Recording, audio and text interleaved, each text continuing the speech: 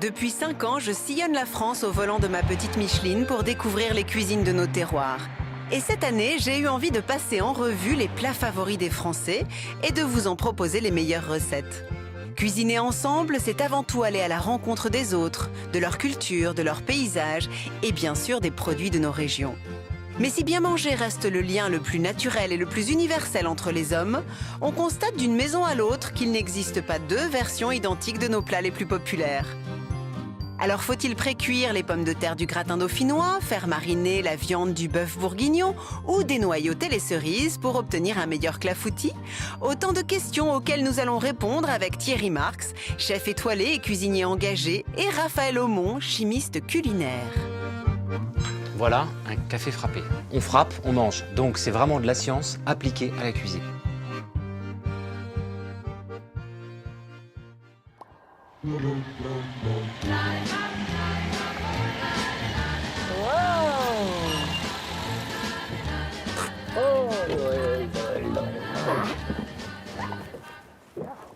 Ça va, tu vas réussir à te faufiler entre les boules du sapin? Et ça y est, on y est. On y est, écoute, il fait frais mais il fait beau. Ouais, c'est bon. Alors après ce petit point météo, je crois que vous vous en êtes aperçus, ici comme chez vous, c'est Noël. Et on est à quelques heures du grand repas de réveillon, que vous le fêtiez le 24 ou le 25. Et nous, on va vous proposer, avec Thierry, avec Raphaël. Salut Raphaël d'ailleurs, je vois que c'est déjà à l'œuvre. Ah, mais on oui, va vous proposer un menu super rapide. Hein? Ah, c'est bien, oui, c'est rapide parce que ça permet de profiter de nos invités. Exactement, super rapide. On peut préparer des choses à l'avance. Et surtout, on va sortir un peu des classiques. Bien que les plats que l'on va évoquer, que l'on va cuisiner ensemble, soient finalement des classiques, mais un peu moins connus que la dinde au marron et que la bûche de Noël. On va sortir un petit peu du sentier. On va revenir à la ruralité quand même, un petit peu, quand même, je trouve. Absolument. Et justement, en parlant ruralité, nous allons, comme de coutume, traverser nos pays de France pour un Noël régional. Pour notre entrée, direction la baie de Saint-Brieuc, en Bretagne, pour une pêche de coquilles Saint-Jacques. C'est comme ça que c'est le meilleur, en fait, quand je vais la finir. Pour notre plat de résistance, c'est en Gascogne, auprès d'Olivier, qui m'a transmis sa recette familiale d'oie farcie au foin, que je me suis rendue. Mission accomplie. C'est validé, ce sera notre plat de Noël. Ok, parfait. Une recette que je vais refaire pour vous avec un foin que je suis allée chercher en Provence, entre les Alpilles et la Camargue, le fameux foin de Crau.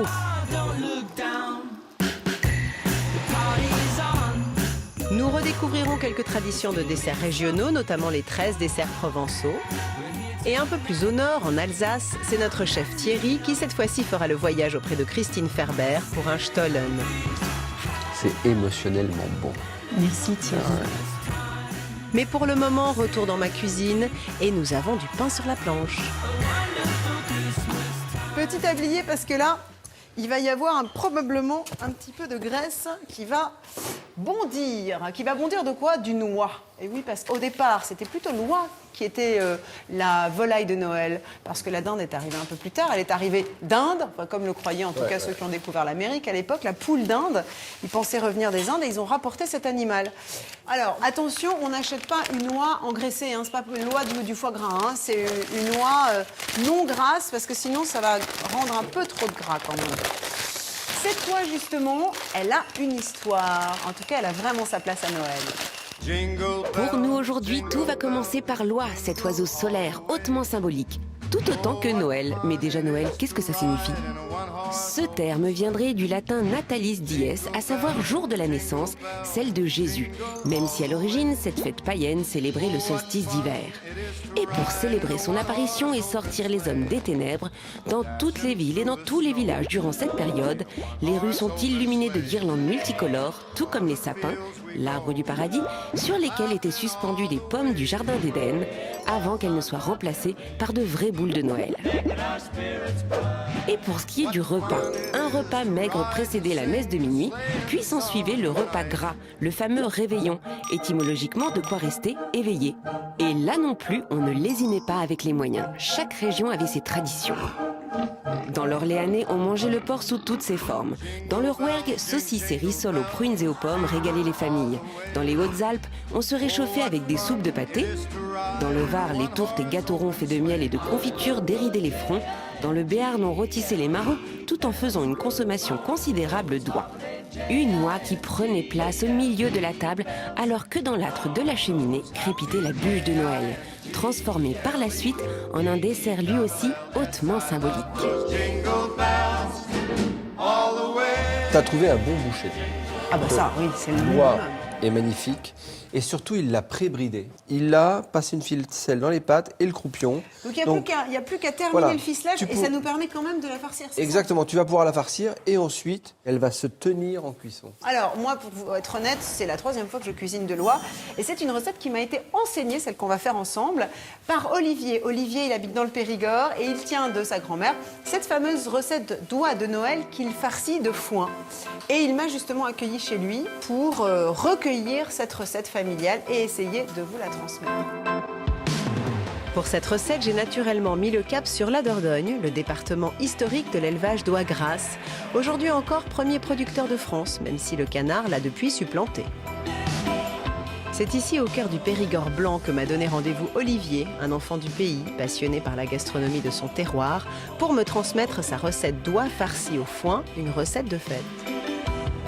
Aujourd'hui, tu fais une oie au foin et ça, c'est une recette vraiment familiale. Hein. Voilà, tout à fait. Ouais. Ça vient de ma grand-mère, en fait, qu'il a hérité de son arrière-grand-mère qui est gasconne, Carrément. qui vient de Souston. Et ça s'est transmis de génération voilà, en génération. de jusqu'à génération toi. en génération. Et c'est une recette vraiment typique, alors pour le coup, des Landes ou... C'est plus gascon, hein, gascon, donc on enveloppe le grand sud-ouest. Est-ce que je mets un tablier comme toi? Ah oui, oui, oui, oui, ça serait bien. Je Hop, peux prendre celui-là? voilà, très bien. Allez, c'est parti pour cette recette de famille, typique de Noël. Je l'ai fait carrément venir depuis le producteur. Ah, ça c'est bien. Voilà, quoi, à la source. C'est l'avantage d'habiter dans le Périgord. Alors on y va, vas-y, dis-moi. Alors, on va commencer par fourrer l'oie au foin. Ça donne un goût vraiment? Oui, ça donne un goût fumé, en fait. Ça pique? Ah, déjà, ça sent bon la campagne. Hein. Voilà, ça sent bon la Ça sent la campagne. coupée. Voilà, et cette odeur va s'amplifier quoi pendant la Bien cuisson. sûr. Alors, Maintenant, hop là.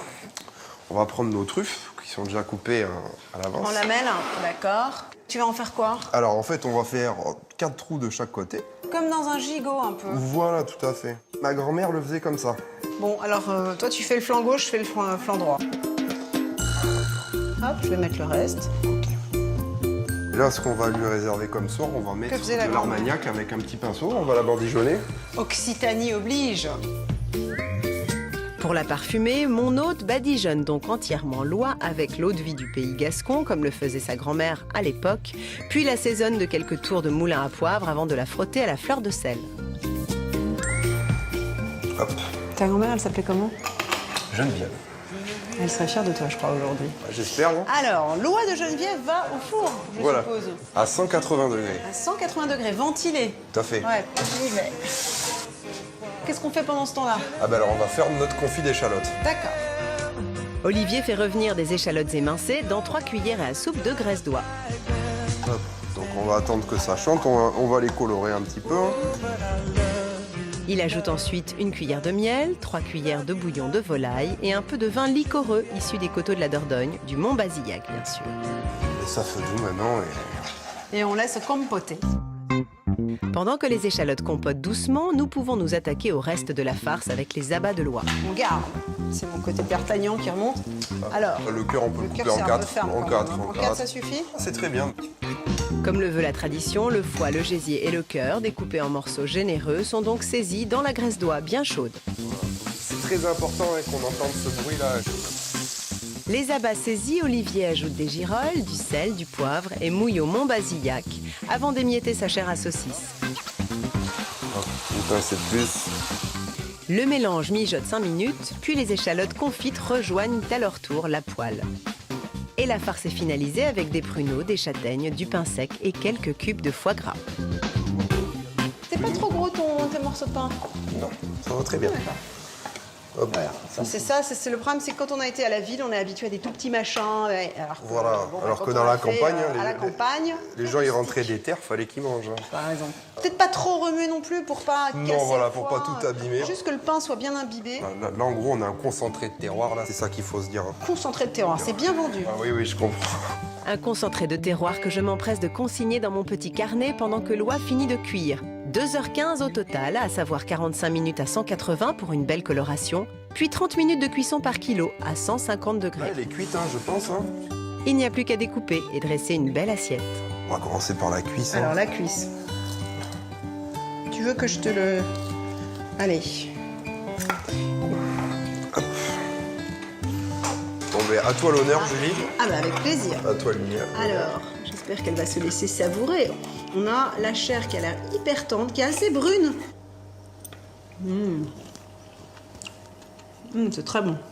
Mission accomplie. C'est validé, ce sera notre plat de Noël. Ok, parfait. Merci. Bah merci à toi, et puis Merci. bravo pour cette transmission quand même. Ok. Bon, voilà le programme. Thierry, ça t'inspire, cette recette? Ah oui, oui, non, c'est magnifique. Et puis, encore une fois, on avait envie de retrouver de la ruralité. Bah voilà, on y est.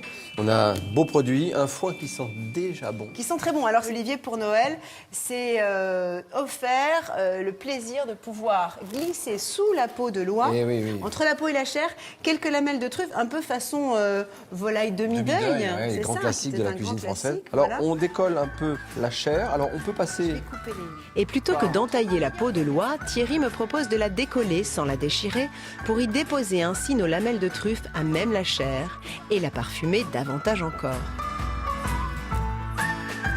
Je décolle la peau, Complètement, la peau. complètement. Et je vais Ce faire serait pareil le de même l'autre geste côté. pour une poularde, Exactement, pour une dinde, poulet, d'ailleurs, un chapon et autres. Un chapon et autres. D'accord. Les lamelles de truffe, tu me recommandes de les couper assez épais, Assez épaisse. donc un demi-centimètre, Exact. quelque chose comme ça? D'accord. Oh, je suis peut-être allée un peu gros sur le morceau. Un peu gros, D'ailleurs, non? c'était très joli. C'est un peu gros, mais c'est pas grave. C'est pas grave. je vais Voilà, on va couper pouvoir une le ou deux. glisser. Donc elle sera protégée et par la peau et par la chair, Exactement. et puis par sa taille aussi, hein, et bien Exactement. épais. À présent, il faut enduire la peau de l'oie à l'Armagnac. Ça, j'avoue que c'est une première pour moi. Et j'étais étonnée au départ, je me suis dit, mais ça va enlever du croustillant. Et puis finalement, la peau est tellement grasse. Et lorsqu'elle va rôtir, beaucoup de ce gras va partir et ça va frire le gras. Et puis en l'alcool quelque sorte. Ça va frire la déshydrate peau. aussi. On badigeonne. On badigeonne. Bon, là, il ne s'agit pas non plus d'en mettre 3 tonnes, hein, évidemment, mais c'est pour donner un petit goût. Alors, Allez, je ferme. montre-moi. Alors, on a passé la ficelle dans les cuisses, À travers les cuisses et à au travers, travers le du croupion. quoi. Comme ça, le croupion va faire obstacle à tout ce qui pourrait ressortir de la volaille. Alors, hop, on verrouille, on tourne pour bien. Il faut y mettre un peu d'énergie. Voilà. Et le foie va être emprisonné, donc Et le chair four, d'autant voilà, plus parfumée. exactement. Donc j'ai vraiment tout ligaturé, voilà. J'ai bien fermé. Voilà. Et maintenant, bah, il suffit de faire un petit nœud tout bête. Hein. Alors, Olivier, lui, il enfourne comme ça. On est d'accord? Moi, je suis entièrement d'accord parce que les garnitures aromatiques qui vont surbrûler dans le fond du plat, je trouve que ça sert absolument à rien. Alors, est-ce que tu serais d'accord avec moi? Parce que j'ai mis les abats de côté, on va les utiliser tout à l'heure pour la farce. Je n'utilise pas le cou dans la farce. Est-ce qu'on ne mettrait pas ça dans le fond, les rognons, le cou, pour donner un petit Alors, jus? si je Un peu plus tard, rajoute peut-être. le coup, effectivement, je le mets un peu plus tard. Dès qu'il y a un peu de gras qui s'est libéré. Voilà, parce que D'accord. là, elle va, comme on dit, cracher du gras. Voilà. Et c'est pas très joli, mais... Allez, vas-y, crache, ma grande. Hop là. Hop. Alors, on a préchauffé le four. Alors, on a préchauffé le four, ventilé pour que ça croustille bien. Combien on a mis? 180. 180. Et on va laisser cuire 45 minutes. Ça dépend du poids de l'oie, évidemment. On hein. vérifiera. Faut- Là, c'est une oie qui faisait 3 kilos au départ. Il faudra alors compter 1h30 de cuisson en plus des 45 minutes. Pendant ce temps, nous nous occupons des échalotes que nous éminçons à 4 mains pour la compotée qui servira ensuite pour notre farce. Thierry, le foin va parfumer les chairs. Ça, moi j'ai goûté déjà hein, avec Olivier, on en a la preuve. Mais peut-être pas beaucoup la sauce, enfin le jus. Ouais. Est-ce qu'on aurait intérêt à en rajouter dans la cocotte à un moment ou un autre? Enfin, dans la Moi, cocotte ou dans le moi plat. je pense parce que ça diffuse C'est comme une infusion, dans ce peut-être. jus. C'est Comme comme une une infusion. infusion et je trouve ça très très bon. Eh ben justement, alors ce foin, vous vous demandez peut-être d'où il vient. Ouais. Nous, on est allé jusqu'à Salon de Provence pour aller le chercher. C'est un foin qui bénéficie d'une AOP, je crois que c'est le seul. Alors évidemment, il est utilisé pour nourrir les bêtes, en tant que fourrage, mais aussi maintenant et de plus en plus en cuisine. C'est ainsi en tout cas que Marie-Christine le promeut. Et elle a vraiment une exigence en matière sanitaire qui nous permet de l'utiliser notamment dans notre plat. Reprenons la route direction les Bouches-du-Rhône cette fois-ci. Je laisse derrière moi les belles Alpilles et je gare Micheline à Salon de Provence. Humming softly to yourself.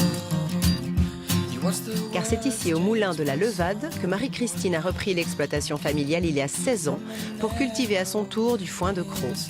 Camilo, ça y est? Nous la retrouvons avec son frère en train d'irriguer les prairies une dernière fois avant de les mettre au repos pour l'hiver. On met une petite vanne pour arrêter l'eau, de façon à ce que l'eau déborde dans le champ et l'inonde pour évidemment faire pousser le foin. C'est l'arrosage et le soleil qui fait que la prairie pousse toute seule. Hein. Pas de pesticides, pas d'insecticides, il n'y a rien. C'est une herbe naturelle. Ce foin issu de la région située entre la Durance, les Alpilles et Istres est très aromatique. Il est le seul à bénéficier d'une appellation d'origine protégée, AOP, depuis 1997. Il a une particularité, il est composé donc de 28 espèces végétales différentes et parmi ces 28 espèces, il y en a 4 qui sont absolument obligatoires, c'est-à-dire le trèfle violet, le trèfle rampant, le dactyle pelotonné et le fromental. Un mélange d'espèces qui rend le foin de Cros particulièrement riche en minéraux, en vitamines et en fibres, dont il tire toute sa renommée. L'herbe est ensuite fauchée en mai, en juillet et en août, puis séchée dans les champs avant d'être stockée dans ce grand hangar où elle va être conditionnée dans des sacs spéciaux. Là, on voit très bien celui-ci, il a encore son trèfle bien fleuri. Si la majeure partie de sa production est destinée à nourrir les petits animaux de compagnie, Marie-Christine a innové en commercialisant de la brisure de foin pour la consommation humaine. Voilà, c'est bon. Voilà, la brisure pour faire du bon pain. Le boulanger de la commune est déjà converti. Mais Marie-Christine ne s'arrête pas là. Elle va jusqu'à réaliser des repas complets au foin. Épaules d'agneau, jambon à l'os, pain ou chèvre frais roulés dans la brisure. Quand j'ai commencé à cuisiner au foin, la famille était très sceptique. Parce qu'évidemment, le foin, c'était pas fait pour entrer dans la cuisine familiale. Voilà. Mais je me suis accrochée. Aujourd'hui, le foin de Marie-Christine se retrouve invité sur les plus grandes tables. Et pour les fêtes, c'est le cas du côté de notre cuisine. Je sais que c'est une région qui te fait rêver, la Provence à Camargue aussi. C'est beau, j'adore. Et puis très les dépaysant. taureaux, c'est très dépaysant, c'est vrai. C'est encore assez sauvage. Ouais, Moi, j'aime absolument, beaucoup, c'est vrai. Et il y a de très beaux produits, le taureau notamment. Il faudrait qu'un jour on fasse une recette avec le taureau de Camargue. Alors, notre voilà, roi. dis donc, elle a Alors, déjà lâché regarde. du gras là. Et ça sent bon, hein. Et ouais. Ça sent bon, Il y a ce le mélange point de de vue des couleurs, foin. déjà. Ouais, ce mélange de foin et d'armagnac. Alors, au bout de 20 minutes, Olivier préconise, recommande de la badigeonnée, mais alors cette fois-ci de Montbazillac. Ouais, j'ouvre, allez. Voilà, un autre produit du sud-ouest. Alors, on va en mettre un peu là-dedans. Alors, armez-vous d'un pinceau pour réaliser cette recette. Et il y a peut-être une chose que l'on pourrait dire à ceux qui nous écoutent, c'est qu'une volaille, surtout quand elle est d'une belle taille comme celle-ci, que ce soit la dinde, d'ailleurs le chapon ou l'oie, il faut la sortir du réfrigérateur à l'avance. Il ne faut pas la retirer direct, encore froide. Ouais, et tu vas me donner un peu de gras. Et alors, je te donne un peu. pour Ah bah les dis du coup que ce sera un gras au Montbazillac, c'est pas désagréable pour On l'échalote. va pas pleurer, hein. Alors, tiens, regarde, je vais avoir. Parce que c'est vrai qu'on pourrait utiliser de la graisse d'oie ou de canard qu'on va acheter en bocal, mais d'abord, ce serait dommage de dépenser de l'argent Ouais, pour puis rien. Et là, surtout, celle-là a du goût. Puis je suis sûr qu'elle s'est déjà parfumée un petit peu avec l'histoire du foin. Ouais, absolument. Et retour au four pour notre oie que nous surveillons régulièrement. C'est parti. Continuons à nous occuper de notre compoté d'échalotes, un peu de sel, un couvercle et nous abandonnons tout cela sur feu doux. Pour l'instant, on va s'intéresser à l'entrée. On a eu envie de vous proposer un menu facile à faire, rapide à faire, puisque en fait, Noël, c'est dans quelques heures. Et on s'est dit que pourquoi pas des coquilles Saint-Jacques, on est en pleine saison. On a en France quand même de très belles coquilles Saint-Jacques. On est parti dans la baie de Saint-Brieuc qui produit 50% des coquilles Saint-Jacques françaises d'ailleurs. C'est le plus gros gisement de coquilles. Et là-bas, en plus, ils sont extrêmement vigilants quant à une pêche respectueuse des stocks. C'est important pour pas que les stocks se raréfient. On part à la pêche. On part à la pêche. C'est donc de très bon matin que je me rends dans les Côtes d'Armor, dans le petit port de Saint-Quay-Portrieux.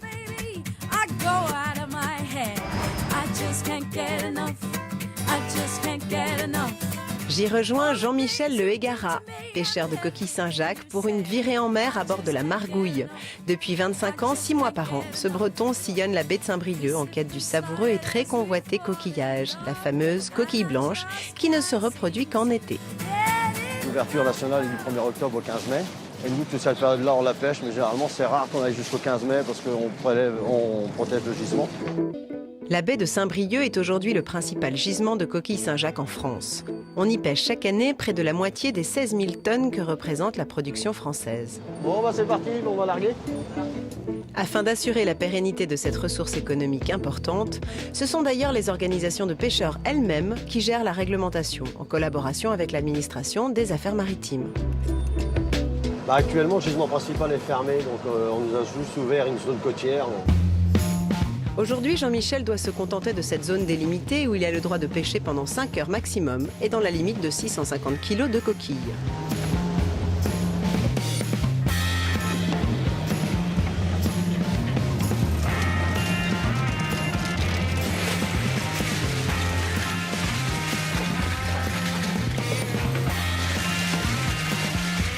Ces kilos de coquillages doivent être triés un à un à la main.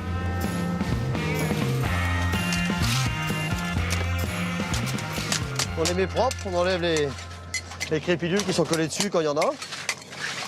Puis on regarde si elles font bien la taille. Afin de ne pas menacer le renouvellement de l'espèce dans la baie de Saint-Brieuc, la pêche des coquilles n'est autorisée qu'à partir de 10,2 cm. On a une pige en fait. Là, si elle passe pas dedans, c'est que ça fait la taille. Et si ça passe dedans, c'est que ça fait pas la taille. Donc, ça repartira à l'eau et ça ira grossir pour les années suivantes. Il faut entre 2 et 3 ans à la coquille pour atteindre cette taille à partir de laquelle Jean-Michel pourra les vendre entre 2 et 4 € le kilo à la criée. Comme on pourra constater, en fait, qu'elle n'est pas coraillée. C'est la spécificité de la coquille de la baie de Saint-Brieuc. Une particularité liée à sa période de reproduction exclusivement estivale qui lui vaut son nom de coquille blanche et lui confère sa renommée gustative. Vu qu'elle n'a pas d'œuf, en fait, toutes les saveurs sont concentrées dans la noix. En fait. Ce concentré de saveurs qui a fait la renommée de la coquille de la baie de Saint-Brieuc, Jean-Michel n'aime rien tant que de la déguster dans son plus simple appareil. C'est très bon, hein. C'est comme ça que c'est le meilleur, en fait. Moi, je vais la finir.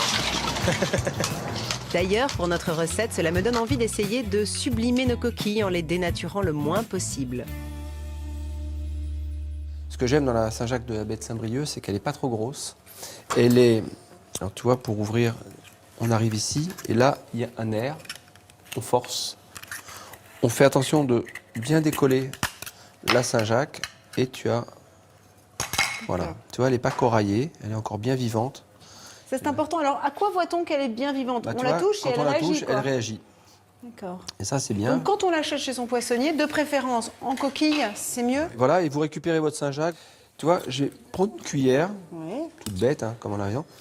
Et Ah oui, c'est mieux la cuillère. En fait, Et ouais. va épouser la forme. ça va concave épouser la de forme. Et là, j'ai récupéré la noix. Je vais nettoyer ma Saint-Jacques, Ouais. la dégager. Et je vais la plonger dans de l'eau glacée. Tu vois, De j'ai l'eau même encore un glacée. glaçon dedans. Et il y a du sel aussi, Oui, c'est ça? 30 grammes de sel, de gros sel, Ah. par litre, Comme la mer. comme la mer. Et je vais mettre mes Saint-Jacques dedans. Je les laisse aller même pas une heure, une demi-heure dans D'accord. cette eau salée. Ça va servir à quoi de les Ça mettre va dans l'eau glacée? resserrer les chairs. D'accord. Et je vais les ranger dans un papier absorbant dans la partie la plus froide de mon réfrigérateur pour redonner de la fermeté pour que je puisse couper de façon aisée la noix. Alors, qu'est-ce qu'on va faire de nos Saint-Jacques? Carpaccio, on s'est dit donner du confort de dégustation à un produit en restant au plus près du goût originel. Je pense que le mieux, la Saint-Jacques, baie de Quand elle a Saint-Brieuc. une origine. Voilà, comme il celle-là. faut se la garder fraîche. Mais on peut Voilà, peut-être pas le de- condimenter quand même avec quelques petits... Je suis d'accord, lui donner du relief. Alors Bah, justement, t'as je vous ai quelques prévu une petite petits surprise. réserves, c'est toi. qu'il a une idée là. Alors, tu nous parlais de petites billes. Oui, je me disais qu'on pouvait peut-être avoir des petites explosions en bouche, un peu comme des œufs de poisson.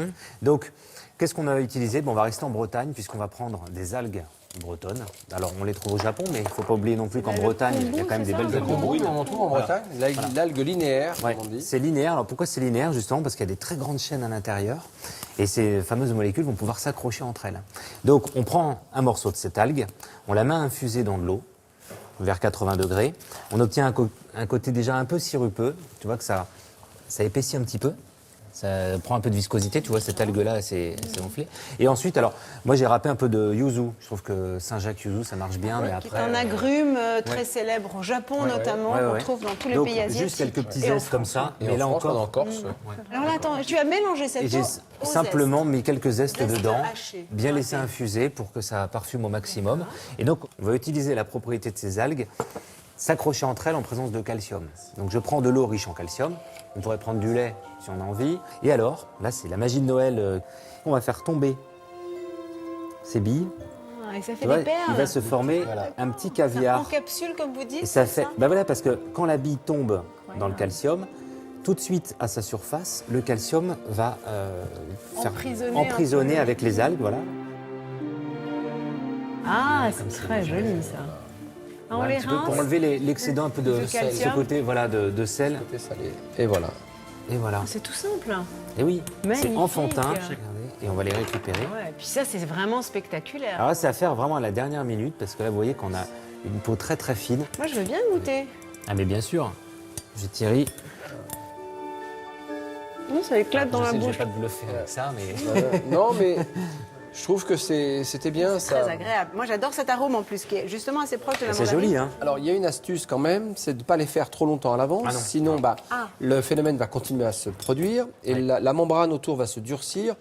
Et là, c'est nettement moins agréable. Ouais, Ce parce qu'il que faut, ça a c'est l'air des billes comme des billes de plastique. Mais même si on les égoutte et qu'on Ah les oui, sort oui. du calcium, Oui, ça parce va qu'il y a continuer à toujours du durcir. calcium qui va continuer à diffuser à l'intérieur. Et Donc le faire à la minute. à la minute allez, idéalement. une petite Mais ça demi-heure peut être avant. marrant de le faire devant les copains. Puis avec surtout, les enfants. mais oui, Et si on allait vérifier la ouais, membrane dis de donc, notre ouais. voix, parce qu'elle va être un peu dorée là, déborde, du là. coup. On a On tellement la de sent, choses à hein, on se la dire. sent, Ouais, on la sent, on la sent. absolument. bon, je vous fais des petits billes. alors. Voilà une entrée qui s'annonce plutôt originale, grâce à l'imagination de Raphaël. Mais une fois encore, l'odeur qui envahit la cuisine nous rappelle à l'ordre. Le temps file, et nous sommes loin d'avoir terminé notre menu de réveillon. Alors cette fois, on a presque fini la première cuisson de 45 minutes. Elle est bien rôtie, hein, elle est bien dorée. On est à bonne cuisson, tu vois, parce que rien ne brûle. Ouais, rien ne brûle. On va mettre notre coup parce que sinon on s'en servirait pas, ça va nous corser un peu le jus.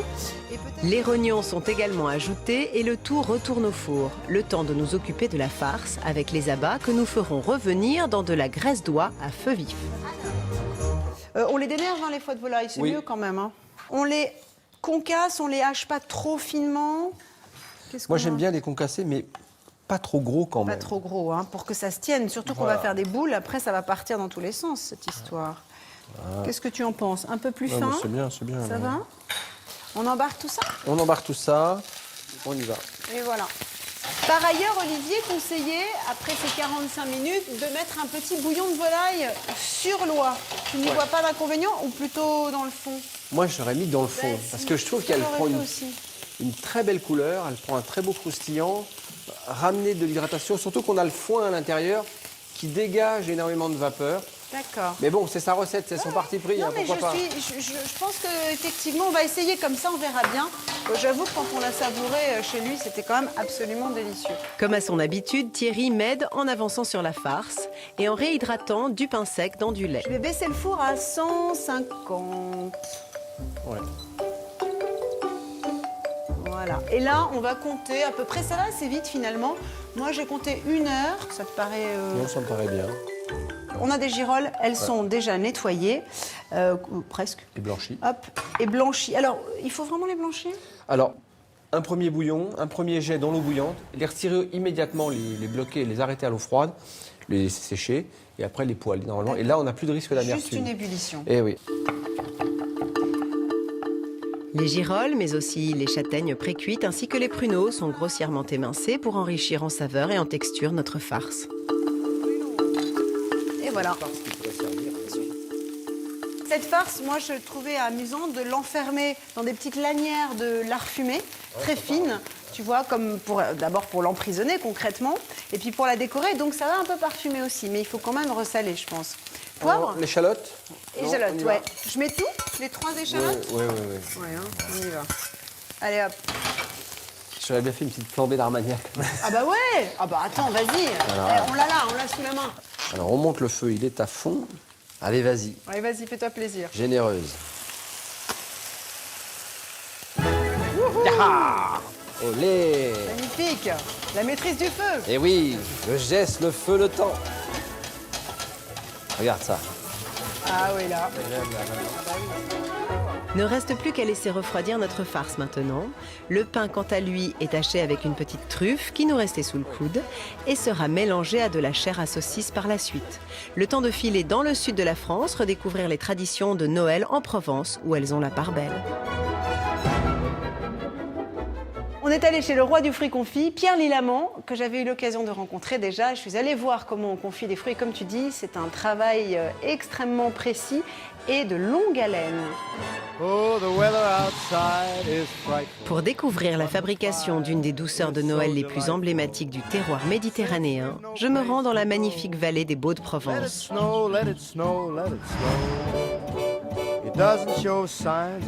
C'est à Saint-Rémy-de-Provence que la famille Lilamant, confiseur de père en fils depuis 5 générations, prolonge la vie des fruits tout en les magnifiant. Ici, depuis 1866, on confie à la saison fraises, poires, clémentines et surtout les melons, spécialité de la maison qui trouve largement sa place dans la composition du calisson.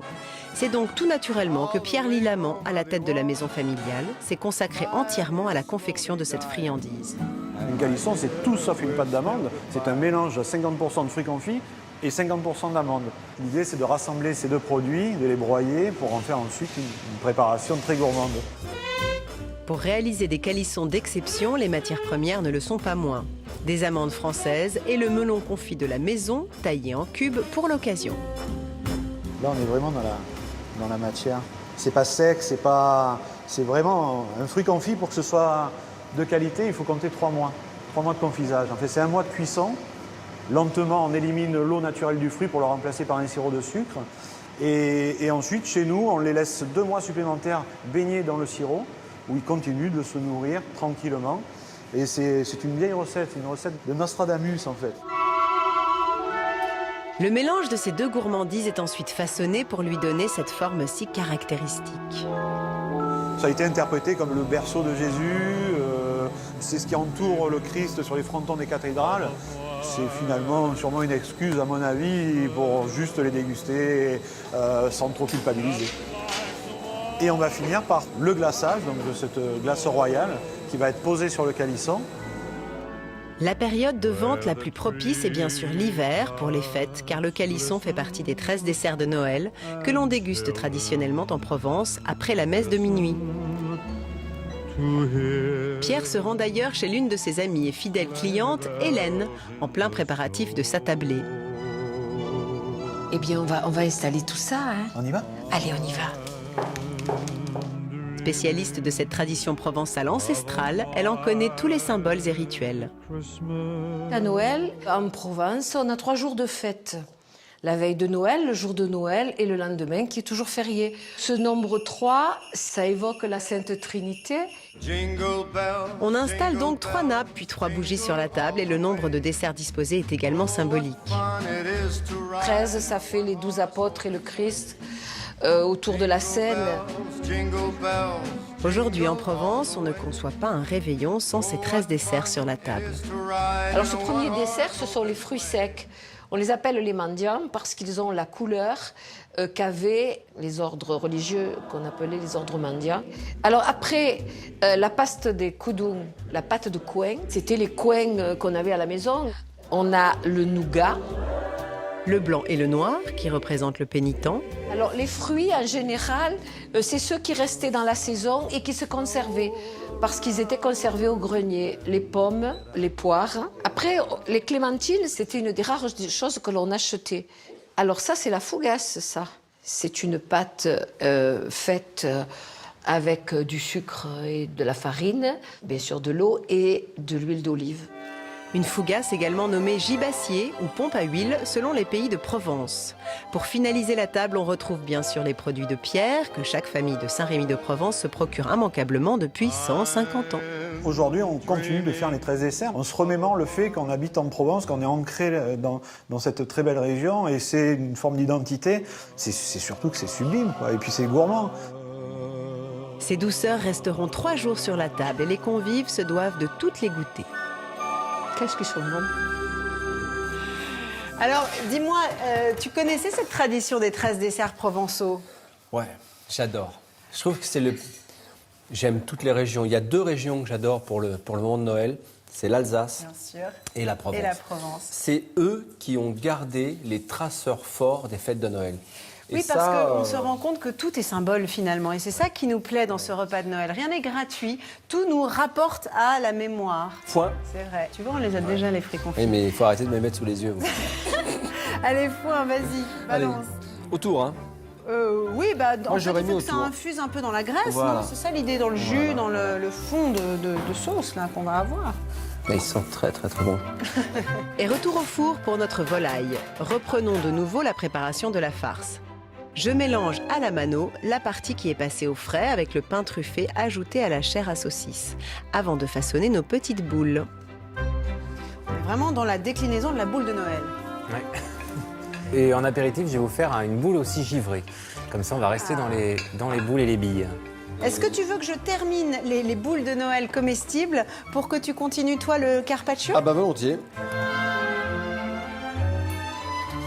Carpaccio, on va travailler accru comme ça. Ouais. Et au dernier moment, on va ajouter une petite marinade. Et du coup, qu'est-ce qu'on peut faire à l'avance dans cette recette? En général, moi, je les prédécoupe sur une feuille de papier pâtisserie. J'en ai préparé, là, tu vois, comme ça. Je les range empilés au froid. Et quand, quelques minutes avant que mes invités arrivent, je sors mes assiettes, je les retourne. Ah, ça, c'est pas bête. Et elles ont été protégées, déjà elles sont bien plaquées, fraîches. J'ai plus qu'à faire mon petit décor dessus, un petit coup de pinceau. et Oui, c'est parce fini. que mettre, si on a, imaginons, 12 personnes à dîner, mettre 12 assiettes au frais, c'est un peu compliqué. C'est compliqué et puis on n'a pas forcément la place, on Bah n'aura non, pas c'est forcément ça. le temps. Ouais, c'est une bonne astuce. En l'occurrence, Thierry se lance dans un dressage minute. L'heure tournant, nos invités ne vont plus trop tarder. Avec une marinade à l'huile de noisette, un peu de radis, de pommes vertes et de céleri ciselé, le tout relevé de yuzu grâce aux fameuses petites billes réalisées par Raphaël. C'est frais, c'est léger, ce qui pour le soir de Noël est bienvenu. Quant à moi, j'enfourne nos boules de farce pour une vingtaine de minutes. Là, cette fois-ci, tu es allée en Alsace, Oui, chez la fée Christine. chez la fée Christine Chez la fée Ferber. Christine Ferber. Elle fait des confiseries, des chocolats et des confitures. Elle est pâtissière également. Et il y a beaucoup de pâtisseries traditionnelles en Alsace. On connaît le Kuhgloff, un peu moins le Stollen, qui est la recette que tu es allée apprendre là-bas. J'ai appris avec Tu Christine l'as appris Ferber. vraiment? Bah, je l'ai appris parce que c'est pas une recette qu'on faisait. Ben oui. Et surtout, elle m'a raconté l'histoire. Parce qu'il n'y a pas de recette sans histoire. Bah, surtout pour Noël. Surtout pour Noël. C'est donc du côté de Colmar, dans le petit village de Niedermorschwihr, que Thierry est parti pour rejoindre cette douce et talentueuse pâtissière, Christine Ferber. Christine, Bonjour Thierry, comment vas-tu? je vais bien. Quel bonheur Très bien. d'être chez toi, dis donc. Ça me fait très plaisir merci, partagé. que tu viennes enfin à Niedermorschwihr. Bien. On va vite se mettre au travail. Alors, on va se mettre au boulot. Suis-moi. Et c'est du côté des coulisses que Christine et Thierry filent découvrir de plus près cette recette familiale et traditionnelle de l'Est, qui se réalise généralement à partir de la Saint-Nicolas. Je propose une recette avec de la levure. La levure de boulanger, c'est vrai. Christine le confectionne habituellement avec du levain, mais elle nous propose aujourd'hui une version plus facile à reproduire, avec de la levure qu'elle mélange à du lait et de la farine. Un petit peu de farine. Et je fais une pâte un peu semi-liquide qu'on appelle une pouliche. C'est ça. Et je couvre cette pouliche de farine. Toujours une farine triple zéro qui est très riche en gluten. Sinon, le Stollen s'étale. Et je la laisse reposer 10 minutes, un quart d'heure. Et là, on va ainsi- travailler sur le goût. Et ainsi, on va travailler sur le goût du produit. La levure ayant commencé à travailler, Christine ajoute du sucre, du sel et de la cardamome. Alors, je dirais que chacun a un peu sa petite recette. Puis j'ajoute les 3 œufs. Ok. Et c'est à l'aide d'un pétrin mécanique que le travail débute, tout doucement, pour permettre au gluten de se libérer. Il est très important de ne pas chauffer la pâte. Il faut ainsi prendre son temps pour lisser cette pâte. Le pétrissage, c'est une question de texture et de température de produit. Voilà. C'est étiré au maximum. On voit l'ombre des doigts derrière. Oui. Alors maintenant, j'ajoute le beurre. Alors l'idéal, c'est d'ajouter un beurre frais Pommade. en pommade, bien tempéré. Cette pâte va être enrichie de fruits confits et d'amandes, en lieu et place de l'habituel masse-pain. J'ai donc des amandes en grains, Amande en poudre. amandes en poudre, des écorces d'orange et de citron confites. Et ensuite, je mets les raisins. On les macère, soit au rhum, soit au kirsch. Le zeste d'une orange. et d'un citron. C'était vraiment le fruit récompense à une époque. Hein. Oui. L'agrume, qui était quand même un produit cher. Hein, tout le début Mais du parce XXe siècle. qu'il venait de loin, le produit avait voyagé, il venait aussi des pays mystérieux qu'on ne connaissait pas. Et donc je vais mélanger tout cela. Je vais ajouter tous ces fruits. Alors, vous voyez que la quantité de fruits et d'amandes est très importante. Elle est presque aussi importante que la pâte. On est presque à temps pour temps, quasiment. Oui. Ce mélange bien amalgamé, Christine le récupère, mais pour le travailler à la main cette fois-ci, en le fleurant à peine. Toucher comme c'est doux. C'est très, très, très soyeux. Oui. La boule confectionnée, on la laisse reposer. Donc, on va mettre un linge sur la pâte. Et on va laisser pointer la pâte. Pas trop fort, un petit peu. Alors, ça dépend de la température de la pièce. Il ne faut pas qu'elle ait doublé de volume. Je dirais, il faut qu'elle augmente. Un bon tiers. Oui, un bon tiers de son volume. Voilà. La pâte ayant suffisamment poussé, elle est récupérée, séparée en deux, pour être à peine façonnée. Il n'y a quasiment pas de façonnage, hein. C'est joli. Hein. Donc on est là. Voilà. Et on va donner... Très délicatement. Oui. Voilà. Très bien. Alors, quand il y a des raisins comme ça, hop, je les mets en dessous, parce que sinon, à la cuisson, ils vont brûler. C'est dommage. Et du linge pour les laisser lever. Oui. D'accord. L'idéal est de les laisser ainsi reposer dans une atmosphère proche de 24 degrés. Si besoin, on les laissera à l'étuve dans un four préchauffé. Et voici le résultat que l'on cherche à obtenir avant cuisson. Voilà donc les ch'telaines, suffisamment fermentées. Et là, quand on appuie, la pâte rebond. Donc vraiment, le pain est bon à cuire. Alors, c'est un gâteau qui se cuit à 170 degrés. 160, 170 degrés. Pas très chaud. D'accord. Parce que sinon, il prend une croûte très brune et très épaisse. Ouais. Et je trouve que c'est désagréable. En fonction de la taille de la brioche, on la laissera cuire entre 30 et 45 minutes. Voilà Thierry, je pense que c'est cuit. Ah, dis donc, ça sent très bien. Voilà. On va les beurrer. Et alors là, tu les... Généreusement. Ouais, d'accord. Et quand je les beurre, je forme une couche protectrice. L'humidité reste dans le gâteau. Et ce beurre ferme les pores du gâteau. Alors là, j'apprends quelque chose, parce que je c'est connaissais important. pas du tout. Et alors, de suite, une couche importante de sucre glace. D'accord. Nous, on maintient la tradition de ce voile blanc qui représente le linge du petit Jésus. C'est drôle, ça. Oui. C'est un joli conte, mais c'est magnifique. Ça sent très, très, très, très, très bon. À la sortie du four, comme ça. Et si on dégustait? Sans problème. Ils sont magnifiques. Ah, cette texture est magnifique. C'est émotionnellement bon. Merci Thierry. Ah ouais, c'est sublime. Malgré les produits qu'on a mis, qui paraissent toujours être des produits riches, on n'est pas saturé en sucre.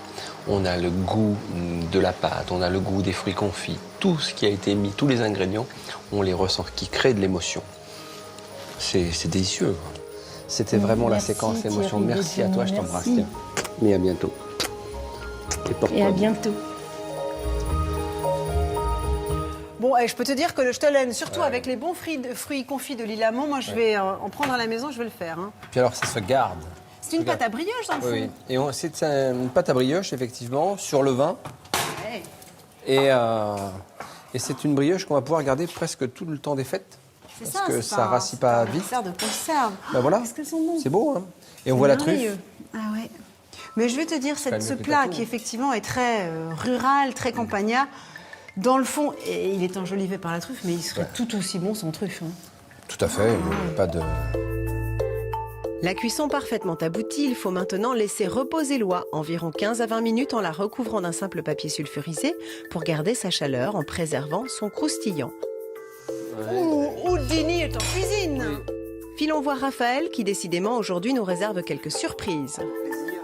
effectivement l'azote liquide qui va nous permettre de faire des boules givrées. Donc on va faire un petit cocktail un peu rigolo. On va pas s'appeler mix. Mais alors l'azote liquide, ça se fabrique comment? Tu le sors d'où? L'azote liquide, on en respire 80% dans l'air. Le gaz, là, si on le refroidit, bah, ça devient un liquide. Et donc ce liquide-là, il bout à moins 196 degrés. Le gaz qui est là, l'azote qui est dans l'air, que tu nous le refroidis. Si on le met tu le mets un peu sous pression et tu vois là, par exemple, ma louche ici, elle était à 20 degrés. Bah forcément, cet azote va bouillir. Et donc après, alors attention les doigts. Voilà. Tu me fais peur. Mais non, il n'y a pas de risque plus que ça. Voilà. Donc, mais c'est un liquide très très froid. Et l'intérêt de faire ça, bah, ça va permettre de surgeler instantanément les préparations. Donc comment faire un tour de magie? Du crément, un ballon. Donc tu vois, j'ai mis dans ce ballon un peu de crément. Et puis on va mettre. Alors on va quand même faire attention à ses yeux. Donc là, parce qu'on peut se brûler, donc gants, lunettes, c'est quand même un peu indispensable. Donc là, autant tu congèles ton ballon. En gros. Alors voilà, on va surgeler instantanément. Mais c'est un ballon congélation rapide. standard. Ah oui, c'est un petit ballon d'anniversaire classique, dans lequel donc on a mis à peu près un tiers de liquide.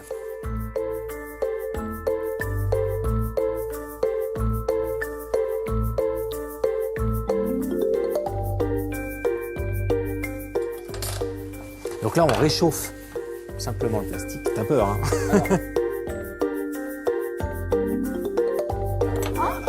Incroyable, t'as coupé le ballon. Voilà. Et là, on a un glaçon creux de crème. Creux à l'intérieur, bien sûr. Bien sûr. Alors après, on peut faire un petit trou. D'accord. Voilà. Tu vas rafraîchir ton crément. Voilà. Et tu peux même servir après. Ça sert de contenant.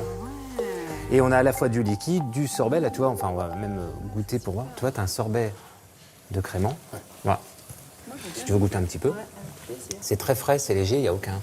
Un granité presque. Un granité. Ah oui, on a vraiment ce côté granité. C'est bon, hein? Mais tu vois, c'est sympathique. Est-ce que tu es capable de nous en faire? Mais je vais essayer maintenant. Ouais, allez, au boulot. Alors, au boulot. Défi. C'est parti. Allez, dernière ligne droite avant d'accueillir nos invités. Laissons Raphaël à ses cocktails et finissons de dresser la table avec notre entrée carpaccio de Saint-Jacques. Un véritable défilé d'amis et de douceur. Christine Ferber, notre pâtissière alsacienne. Pierre Lilamont, le roi du fruit confit et des calissons. Ewen Lemoigne est sommelier. Il est venu nous offrir des accords mets et vins pour notre repas de fête. Et Olivier, qui m'a si gentiment transmis sa recette familiale d'oie farcie au foin et de la partie. Et voilà, attention les doigts. Bon, je vous rassure, il n'y a que des choses comestibles dans vos verres, dans vos assiettes aussi, mais ça, bon, je crois qu'on avait compris. Mais c'est un cocktail qui est à la fois à boire et à croquer. On peut d'abord croquer un petit peu, manger ce vin en forme de granité, et après on va laisser fondre doucement. Et puis on va pouvoir consommer après comme une flûte classique. Tu nous fais le trou normand avant de manger. Mais oui, ça, hein. mais oui, pour donner un peu d'appétit. Voilà. C'est amusant, hein? C'est rigolo. Oui, c'est ça. Alors après le trou normand, vous allez pouvoir goûter vos Saint-Jacques. Alors là, c'est Thierry en liberté. Alors avec tout ça, ça va pas être facile de trouver un vin, parce que le yuzu, c'est un agrume quand même qui a un goût marqué, la pomme verte, le céleri qui lui aussi a un goût prononcé. Et Ewen, toi tu es sommelier dans un restaurant à Paris qui s'appelle Saturne, et tu promeus les vins de nature. Alors, qu'est-ce que c'est qu'un vin nature? Parce qu'un vin, c'est nature quand même, mais pas toujours finalement. Sur la vinification, ça va être des fermentations naturelles, donc pas de levurage, pas d'enzymage, pas de chaptalisation. Alors on peut dire aussi que du coup le vin est parfois un peu aléatoire dans son résultat, dans sa qualité. C'est la magie de l'équilibre de la nature. Eh, voilà, comme la cuisine. La magie. Alors qu'est-ce que tu nous as choisi?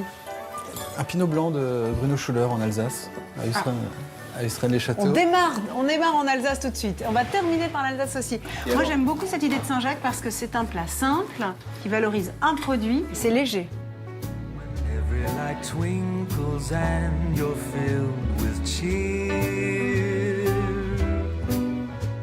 Vous avez goûté le yuzu en billes? C'est extraordinaire. Hein, ça vient... Je récupère vos assiettes. Allez, parce que Loa arrive, Olivier, soit Clément. Indulgent. Laissez-moi là. Et pour magnifier cette oie, Thierry l'a dressée à l'assiette avec nos boules de farce et des petits choux de Bruxelles farcis au marron et au foie gras, une recette de Montcru, accompagnée d'un accord cette fois encore proposé par Ewen, notre sommelier. Moi j'aime bien les blancs avec la volaille en fait. Ah carrément, tu continues sur le blanc. Ça fonctionne mieux que les rouges. Et puis avec le côté un petit peu chlorophylle du chou, le champignon, Ça appelle les blancs et surtout le foin en fait. Est-ce que vous aviez déjà goûté les uns et les autres, bon je parle pas Olivier évidemment, à un plat cuisiné au foin? Toi oui. Moi oui. Oh toi t'as tout vécu, oui, t'as mais tout non. vu. Ben, en Provence oui. Oui, c'est avec ça, le hein. foin de croc. Ben, le foin de croc c'est ta région. Exactement, avec une recette de taureau cuit au foin de croc, qui est un foin magique, mais bon, je ne suis pas expert non plus en foin. J'aime beaucoup cette petite farce à la mie de pain. Ah oui, on a rajouté du pain, absolument. C'est ça, hein, Olivier? Oui, oui, tout à fait. Oui. Que penses-tu de cette interprétation? Très bien, très bien. Ouais. Qu'est-ce qui change par rapport à ton plat? Alors, déjà, c'est au niveau de la présentation, quoi. C'est beaucoup plus recherché au niveau de la présentation, Thierry alors Marx, que nous, c'est déjà, pas là. c'est un... Oui, voilà.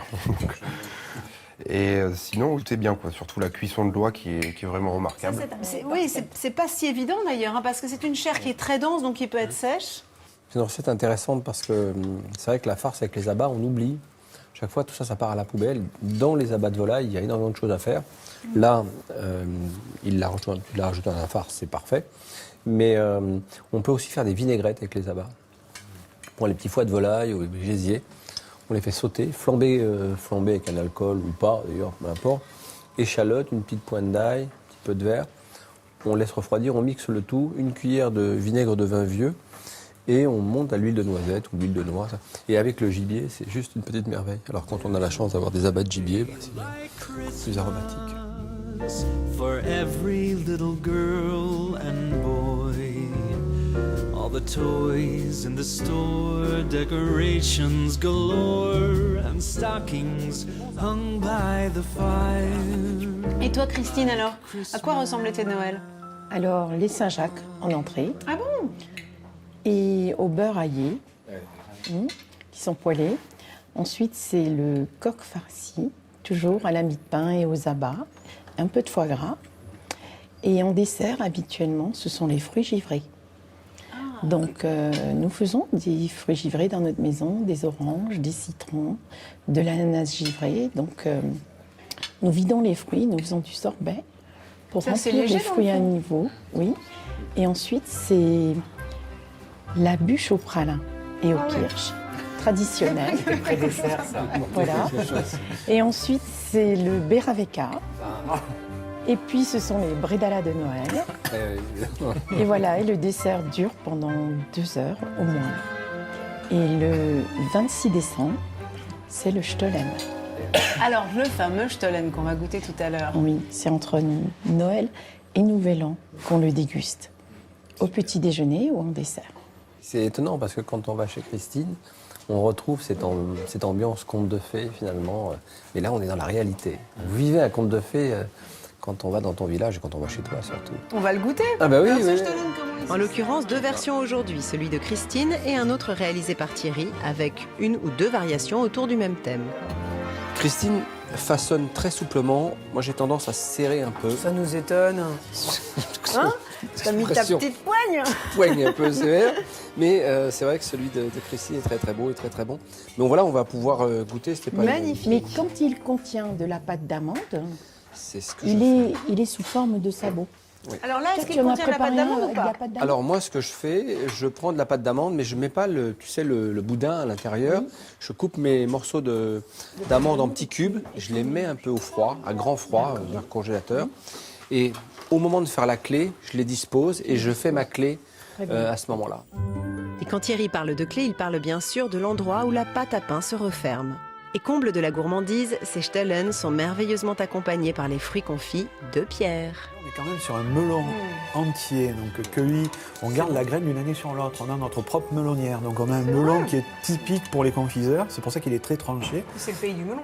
C'est le pays du melon, mais Bien d'une sûr. variété très spéciale, l'ancien Cantalou de Provence. C'est vrai. Et on a notre propre melonnière avec un agriculteur qui nous fait nos propres melons. Moi, j'ai sifflé le citron, il est sublime. Et ça, Mais oui, si vous après, voulez les- goûter autre chose que le melon, allez-y, Oui, c'est là, trop lourd.